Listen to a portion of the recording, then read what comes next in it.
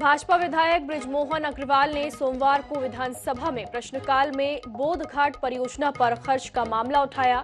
उन्होंने यहां एक कंपनी को बिना टेंडर बुलाए 42 करोड़ रुपए का काम देने का आरोप लगाया।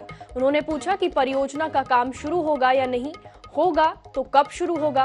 उन्होंने कंपनी को मध्य प्रदेश में ब्लैक लिस्टेड बताया और जांच की मांग की। जवाब में मंत्री रविंद्र चौबे ने बताया कि बोधघाट वृहद परियोजना का सर्वेक्षण अनुसंधान कार्य प्रगति पर है। निर्माण कार्य प्रारंभ करने की तिथि अभी बताना संभव नहीं है। मंत्री ने बताया कि बोधघाट परियोजना के सर्वेक्षण और अनुसंधान और भारत सरकार की वैधानिक अनुमति प्राप्त करने का कार्य वापकोस लिमिटेड गुरुग्राम को दिया गया है। एजेंसी के किसी अन्य राज्य में ब्लैक लिस्टेड होने की जानकारी शासन को नहीं है। बोधघाट परियोजना के सर्वेक्षण पर आज तक 12 करोड़ 50 लाख रुपए खर्च किए जा चुके हैं।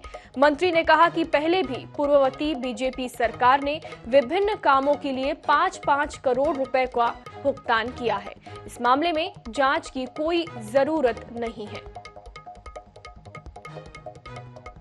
परियोजना के नाम पर सरकार खाली मगरमच्छी आंसू बहा रही है। जिस प्रकार से छत्तीसगढ़ के वनवासियों के साथ, आदिवासियों के साथ ये सरकार घोर अन्याय कर रही है, उन पर अत्याचार कर रही है, उसी प्रकार से भुलावे में रहने के लिए पहले बजट में माननीय मुख्यमंत्री जी ने और सिंचाई मंत्री जी ने कहा था इसी कार्यकाल में हम पूरा करेंगे, और आज के प्रश्न के जवाब में बोलते हैं अभी तक उसका सर्वेक्षण नहीं हुआ है।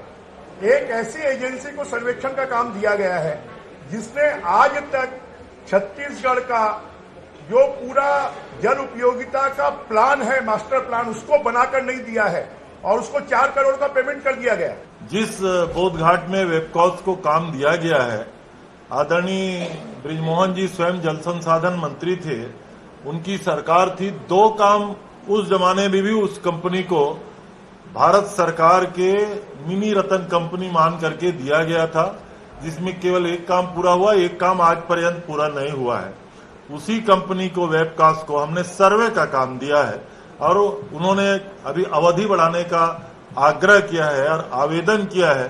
तो हम लोग चाहते हैं कि उसकी पूरी सर्वे हो, उसके बाद उस योजना में आगे बढ़ा जाए।